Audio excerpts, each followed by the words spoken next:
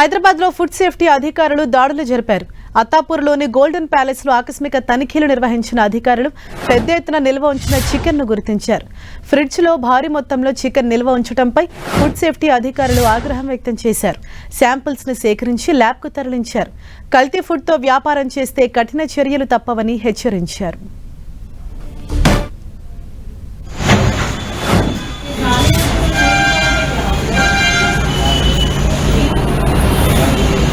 ఇవన్నీ ఎలక్ట్రికల్ ఉంది, ఇక్కడ ఉండడం బాగా ఏదైనా ఫైనాన్షియల్ ఇబ్బంది. హైదరాబాద్ లో ఫుడ్ సేఫ్టీ అధికారుల సోదాలన్నవి కొనసాగుతూ ఉన్నాయి.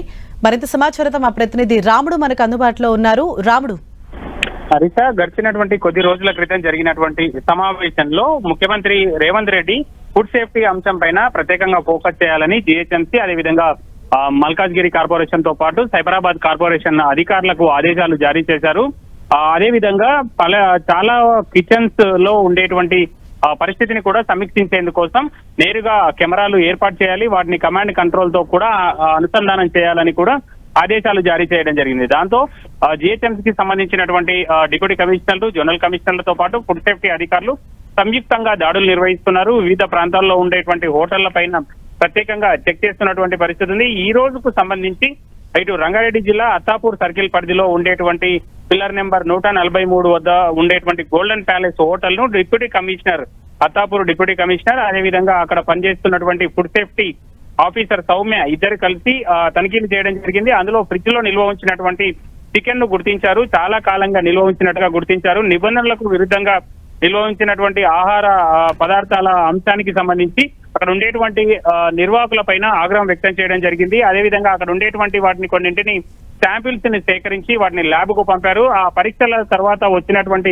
రిజల్ట్ ఆధారంగా కూడా వీళ్ళ పైన ఫైన్ వేయడంతో పాటు అవసరమైతే ఫుడ్ సేఫ్టీ సంబంధించినటువంటి నిబంధనల ప్రకారం ఫుడ్ లైసెన్స్ కూడా రద్దు చేసేటువంటి అవకాశం ఉంది. ప్రధానంగా హోటల్ నిర్వాహకులు కొంత జాగ్రత్తతో వ్యవహరించాలి. ఫుడ్ కాబట్టి తిన్న తర్వాత అనారోగ్యం పాలయ్యేటువంటి అవకాశం ఉంటుంది. కాబట్టి ఈ నేపథ్యంలోనే జిహెచ్ఎంసీ అదేవిధంగా ఫుడ్ సేఫ్టీ ప్రత్యేక ఫోకస్ పెట్టడం జరిగింది. గతంలో ప్రభుత్వం కొత్తగా వచ్చినప్పుడు కూడా ముఖ్యమంత్రి రేవంత్ రెడ్డి ఈ అంశం పైన ఫోకస్ చేయాలని ఆదేశించడంతో అనేక హోటళ్లలో పెద్ద సంఖ్యలో దాడులు నిర్వహించారు, ఆకస్మిక దాడులు చేశారు. దాంతో అనేక ప్రాంతాల్లో వాళ్ళు చేస్తున్నటువంటి వంట విధానం కానీ అక్కడ ఉండేటువంటి ఫుడ్ సేఫ్టీకి సంబంధించినటువంటి రూల్స్ ను వైలేట్ చేయడం కానీ చాలా గుర్తించారు. అంతేకాకుండా కొన్ని నిషేధిత కలర్స్ వాడినట్టుగా, అదేవిధంగా కొంత ఎక్స్పైర్ అయిపోయినటువంటి ఆహార పదార్థాలు దొరకడం, ఇలాంటి చాలా అంశాలను గుర్తించినటువంటి అధికారులు ఇప్పుడు తాజాగా అదే విధంగా మరొకసారి దాడులు నిర్వహిస్తున్నటువంటి పరిస్థితి ఉంది.